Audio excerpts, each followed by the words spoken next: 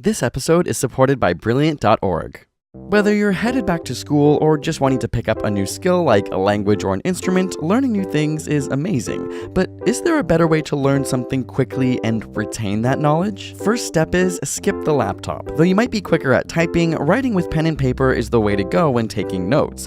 Not only are there oodles of distractions online, but researchers have found that those who type process the information at a shallower level. As opposed to simply transcribing verbatim, reframing the information into your own words while writing out physically leads to better performance on tests. And to retain those notes, study, sleep, study. In a French experiment, 2 groups were taught the Swahili translation for 16 French words over 2 sessions. Group 1 studied in the morning, then took a break, and studied again in the evening. But Group 2 studied in the evening, slept for the night, and then resumed studying in the morning. Though there was the same amount of time between the 2 study sessions, the sleep group could recall 10 of the 16 words, while the no-sleep group could only get 7.5. Learning a new motor skill? Try modifying your practice slightly. A study of 86 healthy volunteers were asked to learn a computer-based motor skill over 2 training sessions. One group's second training session had them learn the task in a slightly altered way, while the other repeated the task with the exact same practice. Those who used 2 different strategies nearly doubled the speed of accuracy of the task compared to the control group. What does this look like in the real world? Say you're perfecting your tennis game, try switching between rackets with slightly different weights between sessions. However, researchers suggest you don't make the modification too big. For example, switching between tennis and badminton shows no increased success in tennis. Can't focus? Get some exercise. A study found that those who worked out for 15 minutes on a stationary bike and then completed a memory task completed the task significantly faster than the group that didn't exercise. Even a quick walk around the block can clear up your mind. Trying to memorize the electromagnetic spectrum in order of increasing frequency?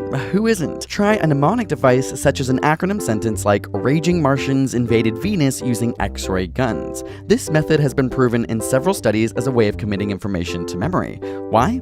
Theories suggest that adults can only hold a limited number of items in our short-term memory. By grouping items into a mnemonic, it allows your brain to hold on to larger amounts of information, which can eventually aid into the creation of long-term memories. And the weirder the sentence is, the better, as unique sentences have a higher chance of sticking than boring ones. And say it out loud. Test individuals were given a list of words where half were read silently and the other half were read out loud. When given a new list of words and asked to identify which ones they had already read previously, they were able to recall the words read out loud with significantly more frequency than those read silently. Here's a no-brainer: make sure you're hydrated. In a study where participants fasted and abstained from fluids since the previous evening, they were asked to perform on a reaction test. One group was given 500 milliliters of water right before the test, while the other group wasn't.